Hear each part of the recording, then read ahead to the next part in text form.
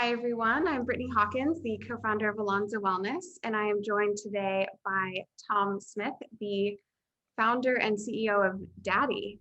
Thank you for joining us today. Thank you so much. No, excited to be here.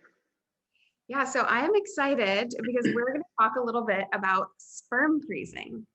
And I think it would be great to just start us off. Why don't you tell us a little bit about Dadi and what you built? Yeah, so Dadi was founded in January 2019. So we've been operational for 2 years. We are a male fertility company. So what that means is we specialize in male fertility testing and long-term sperm storage. The key differentiator between us and the existing industry, which has been around for 40 years, is we focus on an at-home collection. So we actually mail you a kit, gets delivered to your home. In the comfort and security of your own home, you can masturbate into our cup, then ship your sperm deposit back to our lab. And within 24 hours, you receive a complete fertility report. And then we also give you a year of storage for free. I think one of the other big differentiators around with the accessibility of being able to do it at home is we're also a tenth of the price of the existing industry. So for everything I described, from the fertility report to the year of storage, the kit, the shipping, everything, it's $199. And if you went to a traditional sperm bank, for example, you'd likely pay $1,500 to $2,000. So the accessibility and the price was two major things that we looked to innovate on. Okay, Tom, I have to ask you, what is your founder story? How and why did you start this company? Yeah, I mean, my background is not on the medical side. I actually started on the technology side of things, starting some software companies and being involved with companies like Apple. But really, it was when a friend of mine was quite suddenly diagnosed with cancer that I got to first experience and learn about the male fertility industry.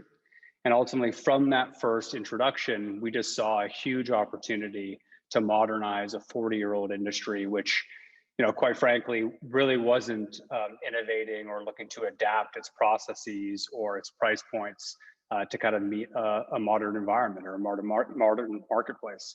So it was really through that lens. And then as we've been investing into the space, we see an increased need to actually have this same view of looking at all aspects of the fertility stack and ultimately determining, what can be modernized, what could be advanced in this very, very important space. Today, 1 in 7 couples struggle with infertility. What that means specifically is that those individuals, after a year of trying to conceive, are unable to, which is actually the definition of infertility. And when those individuals go to a fertility center and both get tested, which is typically the next step, what you quickly discover is that 33% of the time, the root cause of that infertility was, they call it female factor, so attributed to the woman. 33% of the time, it's male factor, so attributed to the man. And then it's 33% unknown. So when we were investigating this space, we were blown away by that statistic specifically. Because if you take a poll of society and you say, is infertility a male or female related issue, it's almost exclusively said to be a female related issue, when in reality it takes two to create a life, and it's really the impetus is on both the man and the woman. So along with the accessibility and the price points, we invest a lot of time and energy in educating and helping to normalize the conversation around reproductive health. Yeah, I'm so glad you brought up some of those numbers. I think they're important to start getting out there. Another sort of question I have around that is often, this is sort of the burden of the female supposedly in the relationship. And I'm sure I'd be interested to hear what you think the emotional struggles are from men across the, dealing with infertility. Yeah, I mean, it's really interesting. In family planning discussions, typically the woman is the decision maker and really drives a lot of the narrative forward. And I think one of the things that we've really been focused on and trying to advance in this industry is the idea of listening and addressing the male factor first. So let me kind of explain that or unpack that. In a scenario where a couple is having an issue conceiving, it's a very stressful time. Typically, they don't know what the problem is. They both wonder whether it's me or is it my partner.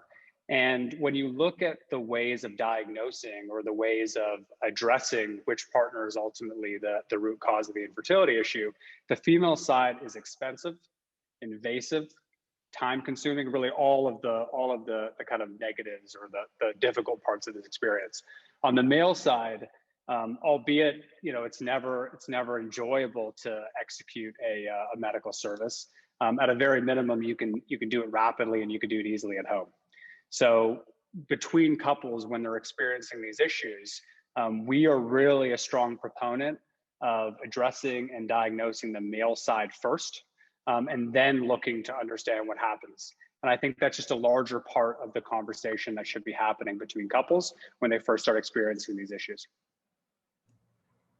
So what are the causes of male factor infertility? So there's been a lot of research on this, and I think increasingly so more, but there's no one specific culprit. I mean, ultimately, when you look at lifestyle habits from health to diet to exercise, all of those things directly impact one's fertility. When you look at kind of the chemical exposures and the environmental factors that people ultimately undergo these days, all of those things impact male fertility. And then I think the kind of highest order element, and something that really is never discussed or even understood, is this idea that just like how women have a biological clock, in the case of the female side, there's obviously a cliff when menopause begins, where there's no ability. On the male side, we have our own version of a biological clock, where ultimately male fertility levels tend to peak around 28, 29. And then there's a fairly gradual decline from there. Previously, this maybe wasn't so much of a problem when couples were having children in their mid to late 20s. But every single year, the average age of conceiving between a couple goes up. And if you think about the kind of vector and the direction that we're heading to on a societal level, these kind of behaviors are only getting worse. So just like the environmental factors that are affecting it, the sperm counts declining with age is a significant driver of these issues after 30. So maybe you can tell us a little bit more about what the time frame is that a man would consider sperm freezing, especially in light of the decline both in quantity and quality. Yeah, I mean, I think the message that's very important to us is we're not a fear-based organization. So we're certainly not here to try to motivate individuals to take proactive steps out of fear. Although if you do reference some of the other statistics, again, like some of these things would be fairly shocking. One being an example that 1 in 10 men are actually naturally infertile. And what that means in practice is that your ejaculate or your semen could look completely normal to the naked eye.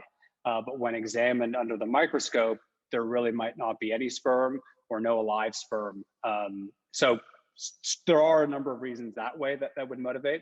But I think for us, ultimately, it's about understanding one's optionality. Given the importance of procreation on a kind of deep humanistic level, it seems kind of counterintuitive or illogical to me that given that there's all this mounting pressure, an individual at a certain age, call it 25 to 30, when getting a physical or when getting the doctor to examine different aspects of their health, they're not also examining their level of fertility. And given the accessibility and the ease of completion, the behavior we're really trying to underline is, if in the future you have a desire to start a family one day, at a minimum, just get checked.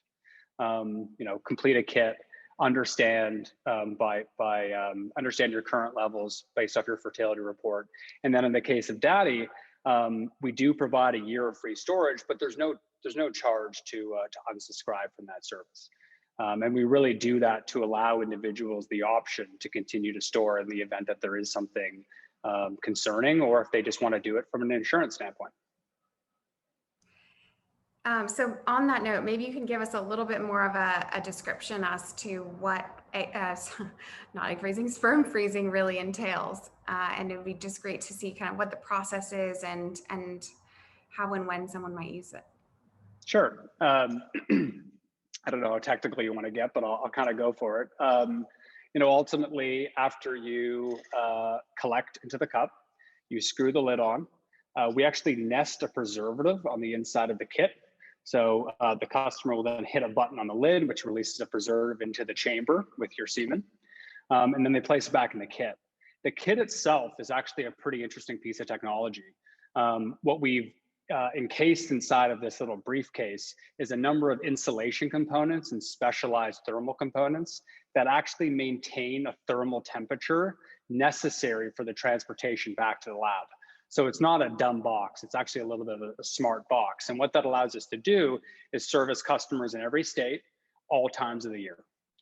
So we have customers that send us kits in the middle of February in New Jersey or in the middle of summer in Arizona. And our little Dadi kit itself is able to maintain that temperature, that thermal range for the entire journey back to the lab. When the kit gets to the lab, there's a tremendous amount of scanning and paperwork associated with cataloging the kit and taking all the appropriate documentation.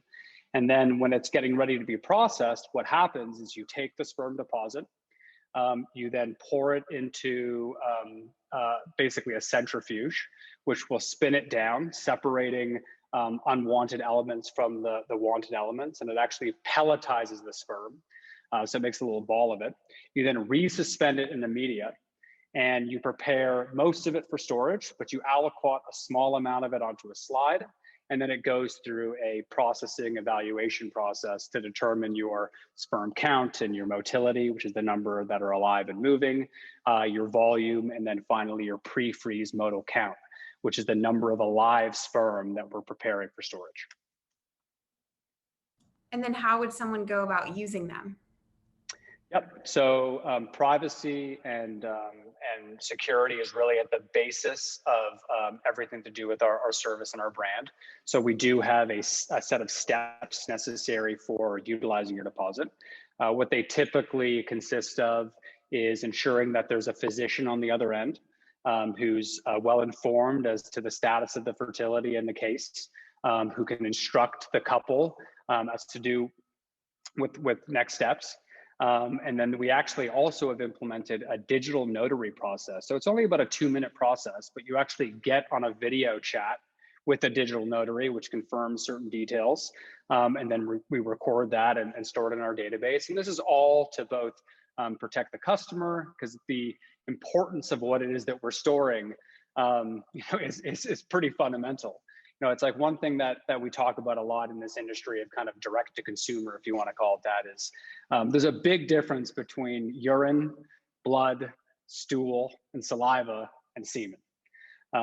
Semen, you have to protect it and keep it alive so that one day people can make people with it. So the set of responsibilities involved in that are significantly higher order than other biological matters. Yeah, it does sound a lot easier than egg freezing. I'll say that much. Just ship it off. Oh, it definitely is. Yeah, it definitely is. So what percentage of people have come back to use them? It's a pretty small percentage. I think what you find in our space is you need time to eclipse before people begin to really plan to utilize, but we certainly have had a number of customers who have organized a use of their deposit. But I think we find that in the next few years, we'll start seeing the rate of usage increase, strictly because we are a long-term storage solution. So in a lot of cases, we actually have individuals that pre-buy years of storage, for example. So someone might buy 10 years of storage to ensure that for the next 10 years, it's safely stored. And when they're ready to use it, it's always available to them to attempt to fertilize. And have you seen a jump in users, I guess you call them, in freezers over the pandemic? Has there been a shift in your mind? And if so, why? Yeah, I mean, the pandemic's really interesting. I mean, I think like a number of other services and businesses, there's kind of positives and negatives to the fundamental. I mean, I think one of the things that we weren't expecting and certainly didn't plan for, but in the event that society shuts down, like in the pandemic, cryobanks shut down. hospital shut down, and a number of other services that typically would address the vast majority of customers in this space shut down. So by offering a at-home or a sheltered-in-place solution, especially one that's as rapid as the operational process that we run, I think was something that a lot of people began to understand the attractiveness of. So we've certainly seen a significant uptick in demand and interest as a result of this, strictly because infrastructure had shut down, and in a lot of cases we were the only operating service in town. I think the other side of it, which is also really interesting, is I think the pandemic has helped to kind of put priorities into perspective for a lot of individuals, and it's been a kind of a time where people evaluate their choices. Do you like where you live and who you live with and the stuff around you? And in that kind of prepper mentality, I think we've also seen a number of people begin to take more proactive steps, understanding the fact that the future is fairly uncertain. And given the importance of procreation for a lot of individuals, taking proactive steps is fairly fundamental. We've also seen a shift in that behavior as well. So speaking of taking proactive steps, let's say that someone is going to freeze their sperm. Are there certain steps you would recommend they take in order to prepare their body or prepare for the best possible outcome before they do decide to freeze? Yeah, I mean, I think there's certainly, I think at the basis of all of this is health. So the number one thing that you can ultimately do before preparing to test and store is to ensure that your baseline health is as maximized as possible. So that's, regular diet and exercise and all of the normal behaviors. There are certain supplements that you can take that can also help to improve your overall positioning and levels. But I think the primary message for us would be what's most important first is to understand where you stand.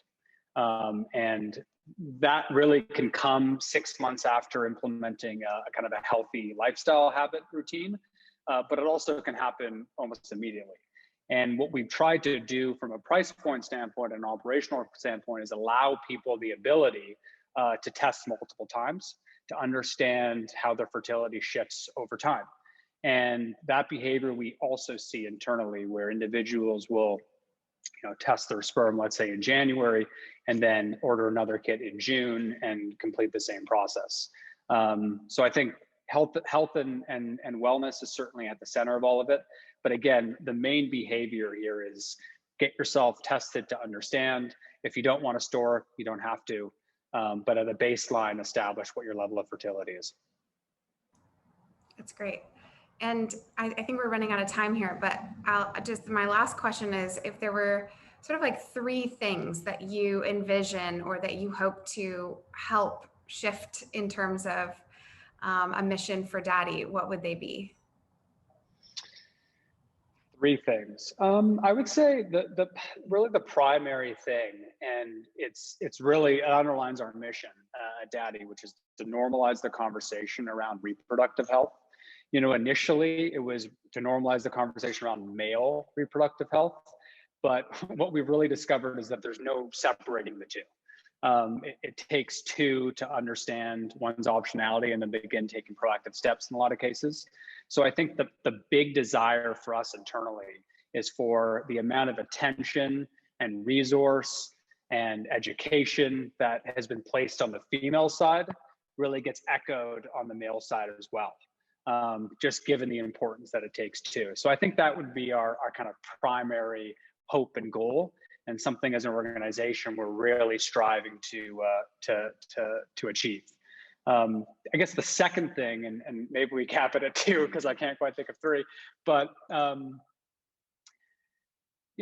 we looked at Dadi on a first principles basis. So we took a look at what's involved at an operational and a cost level in testing and storing your sperm, especially with the ship-in model, and quickly discovered that the price points that existed in this industry had unbelievable margins. Almost similar to actually a lot of healthcare in this country, really disproportionately high margins. And what we worked really hard on doing is ensuring that we had a really strong, viable business, but at the same time, an order of magnitude more affordable and accessible price points. And we look at other aspects of the fertility stack and fertility services and see very similar behaviors. So we certainly, as an organization, have a desire to continue to develop and to grow into other opportunities. But I also just wish that more companies would enter into this space with that same mentality, with where the goal is increasing accessibility and access through price and high quality services, rather than trying to do the same old structure of charging people tens of thousands of dollars to engage. So that would be probably the second hope. I love that. I think we definitely align on both fronts. So I'm excited about what you guys are doing. And yeah, I think if there's any further questions, I know that this is a hot topic at the moment. So potentially we can have you answer any Q&A inside the ELANZA community. So for anyone on the show, please gather your questions and Tom will be available for answers. So thank you so much, Tom. We've loved having you. And yeah, enjoy your weekend. No, you as well. Thanks for taking the time and taking the interest. And yeah, thanks a lot.